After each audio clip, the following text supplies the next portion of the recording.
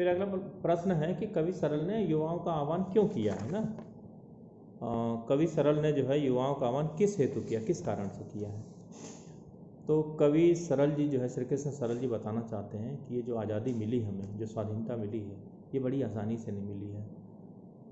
अगर इसके महत्व को हम लोग समझते तो आपस में लड़ते नहीं, आपस में झगड़ते नहीं, धर्म मजहब भाषा प्रांत हर तरफ से मतभेद हम लोग लगातार खड़ा करते रहते हैं, किसी न किसी नाम पर हम विवाद शुरू कर देते हैं। इसका सिर्फ और सिर्फ यही मतलब है कि हम जो है आज़ादी के महत्व को नहीं जानते हैं। हम आपस में लड़ेंगे, लाइन सुनिए ना आप लोगों ने कि हम आपस में लड़ बैठे तो देश को कौन संभालेगा। और हम आपस में अगर लड़ बैठेंगे, बिल्कुल लड़ना शुरू, हर बात पर लड़ना शुरू कर देंगे, तो फिर क्या, देश को कौन संभालेगा। और इसी चीज़ का फ़ायदा बहुत पहले अंग्रेज़ों ने उठाया, उसके पहले भी लोगों ने उठाया।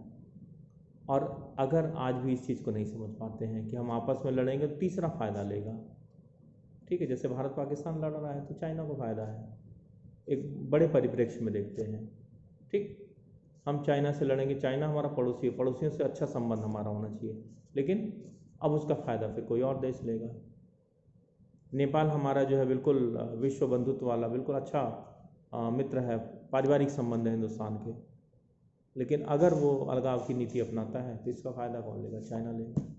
ठीक, तो कहने का मतलब ये है कि देश की स्वाधीनता आसानी से नहीं मिली है, बड़ी संघर्ष, बड़ी तप, बड़ी योग, बड़ी साधना के बाद, और सैकड़ों वर्षों तक हिंदुस्तान के लोग कुर्बानियाँ देते रहे, फांसी के फंदे पर चढ़ जाते रहे, हंसते हंसते वो जो फांसी के फंदे पे झूल गए, सिर्फ यही संदेश देने के लिए कि हिंदुस्तान के लोग एकजुट हो जाओ, भारत माता की कद्र करो, इस देश की कद्र करो, और इस देश को हम लोग सुरक्षित रखने की कोशिश करें।